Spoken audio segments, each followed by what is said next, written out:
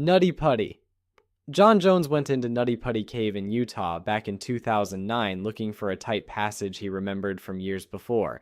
He took a wrong turn and ended up wedged headfirst in a spot so narrow his chest was compressed and he couldn't move backward.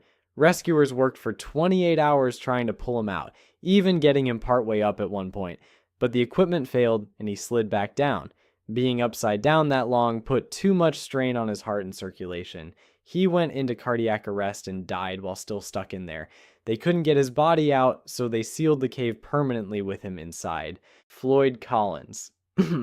Floyd Collins was a cave explorer who got trapped in Sand Cave, Kentucky in 1925, and the way he died was slow and miserable. He was squeezing through a narrow passage about 55 feet underground when a 27-pound rock broke loose and pinned his left ankle. He was stuck there on his stomach in a tight crawl space, unable to move backward or forward.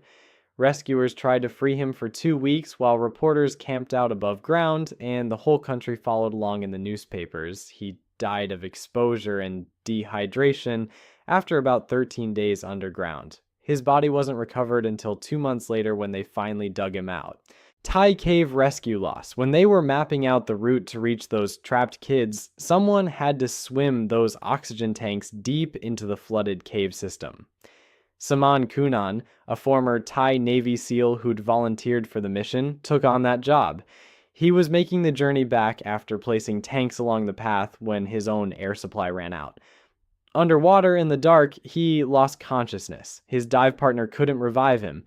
It's one of those things where the guy doing the preparation work, the unglamorous setup that makes the actual rescue possible, ends up being the one who doesn't make it back. His death wasn't in vain, though. Those oxygen caches he placed helped get all 12 kids and their coach out alive. Mossdale Caverns. 6 experienced cavers entered Mossdale Caverns in Yorkshire in June 1967, planning what should have been a routine trip through the system. A freak storm hit the surface while they were deep inside, and floodwater began pouring into the cave. The water rose fast, cutting off their exit route and pushing them deeper into the passages. They tried to find higher ground, but Mossdale's layout worked against them. All 6 drowned as the cave filled with water. It took weeks to recover their bodies once the floods receded. This disaster remains the deadliest caving incident in British history, and the cave itself is now considered one of the most dangerous in the country. David Shaw's body recovery. David Shaw was one of the best cave divers in the world when he went down into Bushman's Hole in South Africa to bring up another diver's body from 270 meters deep. That's about 886 feet, which is absurdly deep for any kind of diving. Shaw found the body of Dion Dreyer, who'd been down there for 10 years, but when he tried to secure it, the corpse's arms came loose and the body bag got tangled around him. He couldn't get free, ran out of time on his air supply, and drowned right there. His helmet camera was running the whole time and recorded everything. Vortex Spring Disappearance. Ben McDaniel was an experienced recreational diver who disappeared inside Vortex Spring, a popular cave diving site in Florida, in August 2010. His truck and diving gear were found at the site, but Ben himself vanished. The thing is, multiple expert cave divers searched the entire accessible cave system multiple times and found nothing. Cave diving is already one of the most dangerous activities you can do, with tight passages and zero visibility if you stir up sediment, but the Vortex Spring system had been mapped thoroughly. Some people think Ben drowned somewhere deep in an unexplored section, while others believe he faked his death and walked away from his life. Riesending Cave. In 2014, German researcher Johann Weishauser was exploring Riesending Cave in Bavaria when rocks fell and smashed his head at a depth of 1,000 meters underground. That's about half a mile straight down through narrow passages and vertical shafts. The rescue took 11 days because every piece of equipment had to be lowered section by section, and Westhauser needed constant medical care just to stay alive in the cold, wet environment. Over 700 rescuers from 5 countries took shifts. During the extraction, one of the rescuers, Lucas Plan, nearly died himself from exhaustion and hypothermia. this remains one of the deepest cave rescues ever completed.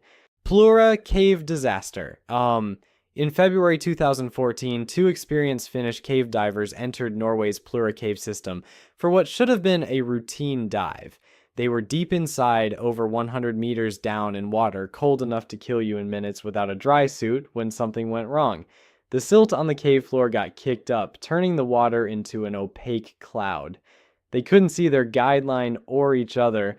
Both ran out of air trying to find their way out. Their bodies stayed down there in the freezing darkness until a recovery team went in.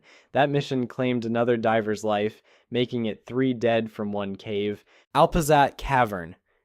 In 1985, a group of tourists exploring the Alpazat Cavern in Mexico found themselves in the wrong place at the worst possible time. Heavy rain started pouring outside while they were deep inside the cave system, and the water didn't just trickle in, it surged. The cavern flooded fast, way faster than anyone expected. Water levels rose so quickly that multiple visitors couldn't make it back to the entrance. They were trapped as the cave filled up around them, and they drowned. It was a straightforward case of nature moving faster than people could react.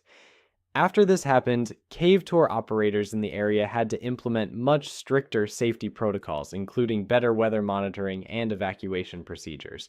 Eagle's Nest Deaths.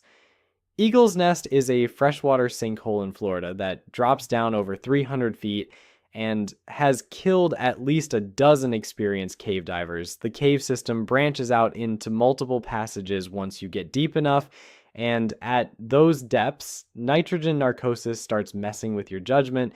You're essentially getting drunk on nitrogen while trying to navigate a complex underwater maze in near total darkness.